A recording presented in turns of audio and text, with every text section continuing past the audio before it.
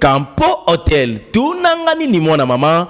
Campo Hotel. Ezali wapi boye. Campo Hotel ezwami na avenue Flambeau. Ezali ni Campo Hotel.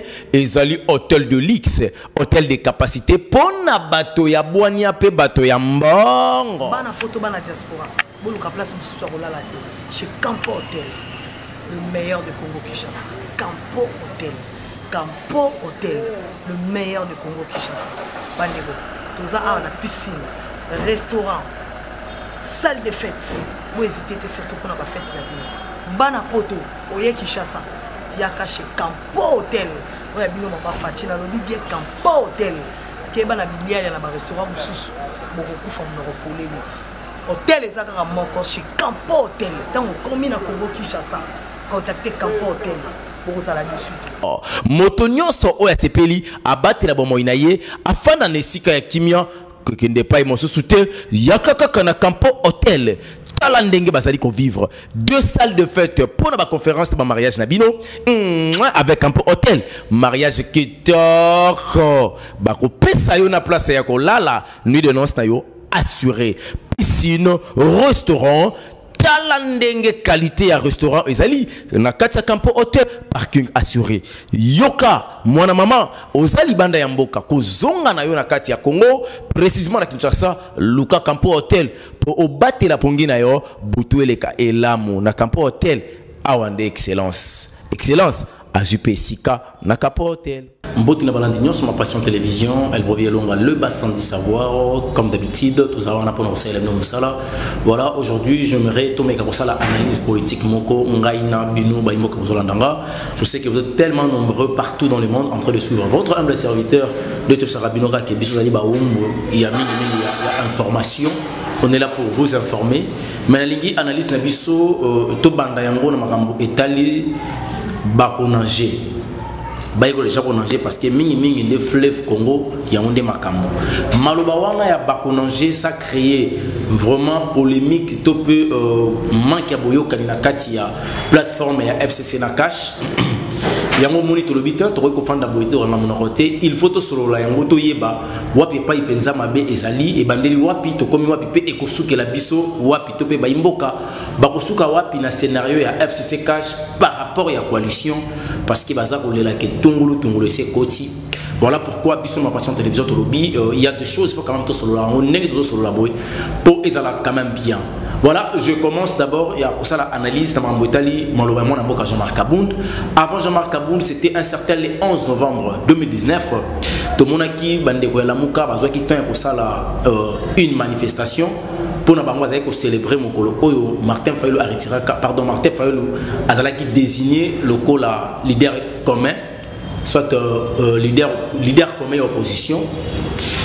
Ça qui manifestation bango mais je vous assure ils allaient qui sont hyper marrant parce que to comment ils commis tout na est-ce que tous en la politique to va boumine la politique et tu comment un certain le 12 tu comment on a que le 12 novembre 2019 UDPS aux alliés parti sur le président de la République na parti sur il y a moi na mboka Jean-Marc Abound basangana ki pona ko sepela mokolo oyo Félix Antoine Tshisekedi Tshilombo abendaki signature na ye ndenge balobaka kaka ke il avait retiré la signature parce que ayoka ki base mais mokolo wana Jean-Marc Abound alobelaki kaka 2 points abetaki histoire topé a rappela ki baimboka ndenge nini makambo ekomaka na niveau ya Genève et ensuite ayi ko sa position na ye position ya bango cash par rapport à FCC.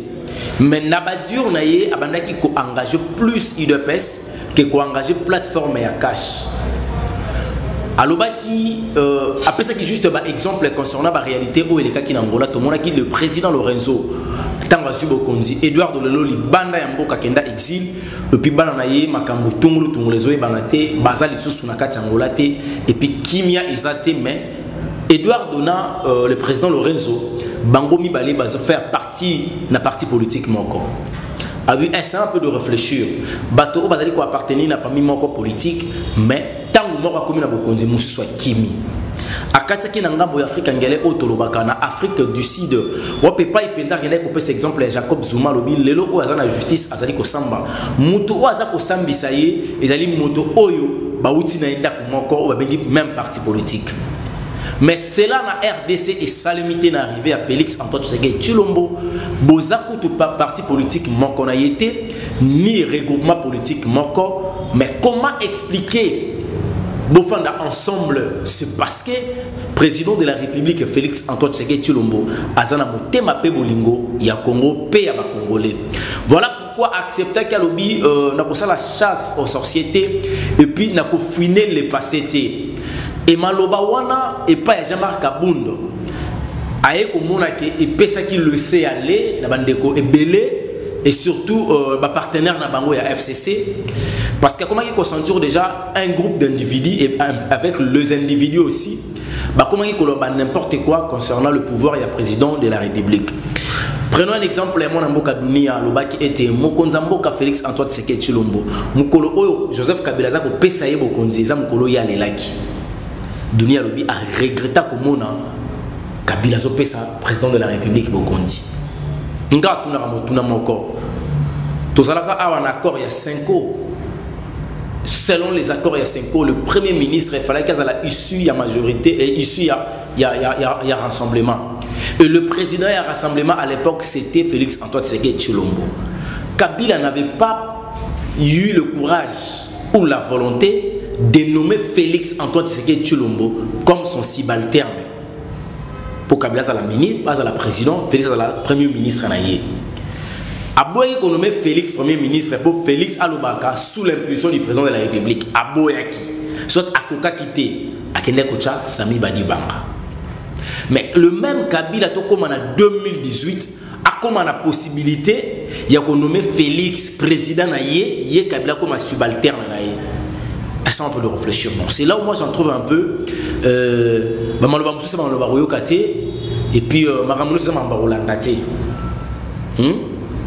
Tolongo wana na maloba wana ya dunia kilanga koloba ete makambo ndenge zokende en tout cas ba bazo regretter ndenge Félix akoma mokonza mboka fallait pas Kabila apesa ya pouvoir to pusani dunia kaka zoloba ke bokonzi Antoine Tshisekedi Tshilombo Félix ezali au résultat il y a urnaité c'est pas de la volonté il y a seni je sais pas dunia seni wana mutanumaka nanga za Joseph Kabila kabango Batwa finançaka élection présidentielle, législative, municipale, donc les élections ensemble, et c'est là qui moi n'amboka Joseph Kabila Kabange. Comment expliquer que Kabila a financé les élections? Corneille Nanga Yaye, Netolobaka, Aner à l'époque, Namamboro Naye, armée Yaye parce que c'est le commandant suprême, justice Yaye parce que c'est le magistrat suprême. Candidat Naye Pe Mupandi Emmanuel Sadari Azalaki Wana. A qui est nommé Moutoumoussou. Dans le moment où Kabila a mis beaucoup d'argent pour la campagne à Sadar et Salema. Allez-y comprendre dans le par rapport à la réalité où il y a qui n'a pas d'élection. Bilan débat pour juger ceux qui disent qu'ils ont raison, tu pas en tort. Tu me dis qu'on pousse en jamais Kabouta n'a eu comme un sur le bi. Non, non. Non, non. Et comme on a ébélé, Ndasilika à l'Obaki na meeting, il y a eu deux pèses. Azalaki koloba lokola combattant, il y a eu deux pèses. À l'Obaki lokola, le président a eu de l'UDPS.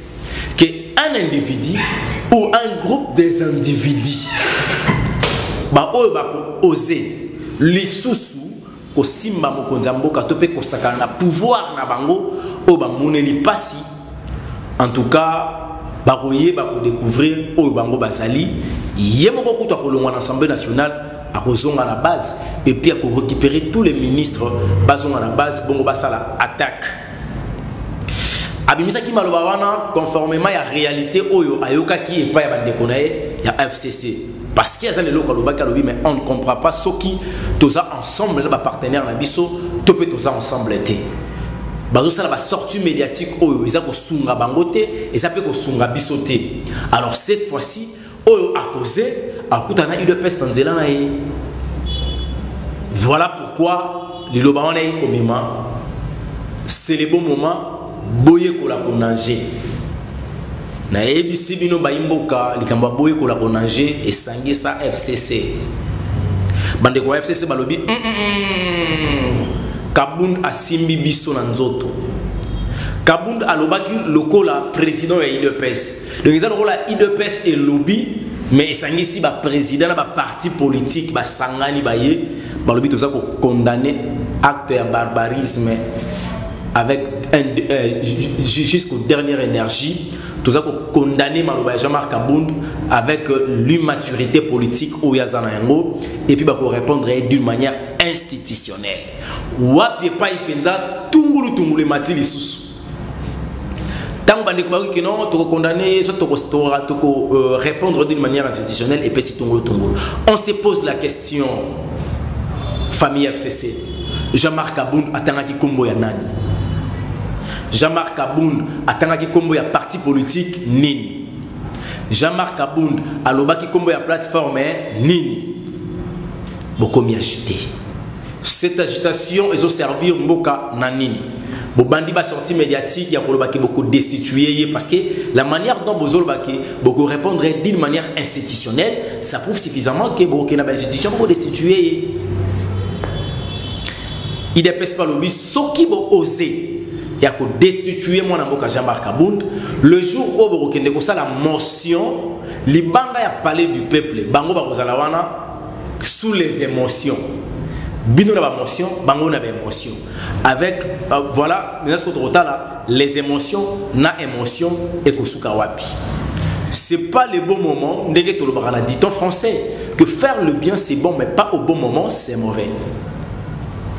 Bandeko FCC c'est pour la président de la République Félix parce que alingi bino mingi bobete la penza ye maboko parce que musala za bosala pona bino boyebi ke bozatana eloko moko te boyebi c'est le peuple congolais 18 ans successifs bozalaki aux affaires où sont les Congos où sont les Congolais où est le Congo place botika on a 4 Afrique botiki Congo wapi na 4 monde nulle part.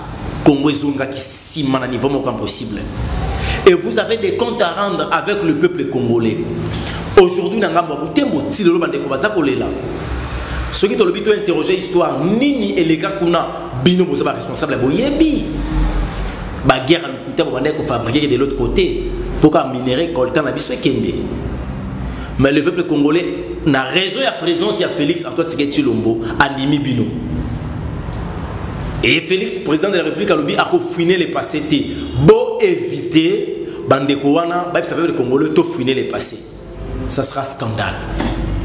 Ça sera scandale. Et pour ceux qui ont en tête, tout le monde qui meeting, il n'y a pas peur de Salemi. Mon amboka Emmanuel Chadar qui le gouverneur de la ville-province de Kinshasa, Jean-Denis Ngobila, qui nous péto pour éviter que mon conduise à Kabila. On se pose la question. Mon conseiller à niveau de la plateforme et la bino. Topé à niveau il y a PPRD. Quand vous parlez de choses, vous êtes des autorités, vous êtes des politiques.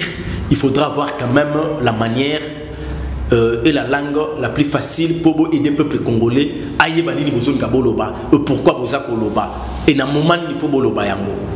Mais je déjà dévoilé, le président a le droit naïe, il y a dissoudre ce qu'on appelle l'Assemblée nationale.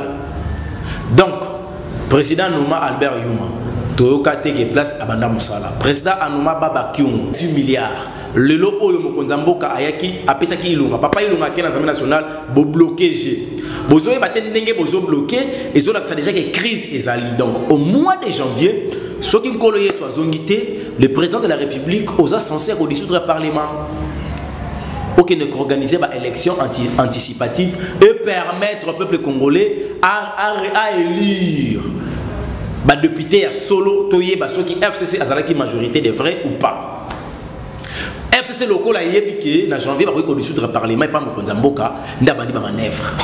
Il y a un peuple congolais, il y a des IDPS, et au moment où ils ont la troubleté, FCC a yébiki, a créé la troubleté aussi le mois de décembre. Pour bino IDPS, le quoi vous avez un samoro chaud, bobima boko tana jeune bango, bo peli sa moto. Soki moto et peli, vous voyez que moi n'amboka Martin Fayulu a comme on a raison pour le crise, il y a légitimité ezali, toke na dialogue. Gardez silence, bo batte la bande, botika FCC a ça la déclaration à sortie médiatique au Union Soya Lingi, mais mingi mois de janvier, mingi mois de janvier. Tant on a le barabou na kanisa maman Myriam Poi. Maman Myriam, en tout cas, coup de chapeau dans mon salaire qui toque aux sala. Nakata Sosole, maman Fatou Béton, on a conseillé qui toque au Pesaranga, moi, on a mobile longa. En tout cas, merci mère, Boende Zalaka. Voilà, on touche déjà à la fin. Je dis déjà bye bye. Il y a des connaissances sur la qui ma passion télévision. Et ça, moi, on a bino, on a bino, les qui n'a bino, il y a bino, master na bino, et longa et brevi. Oh, azali penza moi journaliste dans la ma passion télévision. Pourquoi pas en remercier maman Fatou Béton, les mamans Fatou Béton, a commencé par maman Bijou Meta. Balobi yende leader ya masolo. Tant on a zomo maman Bijou Meta, on a directement le secrétaire général maître David Enzo, strata coach on a lobaka.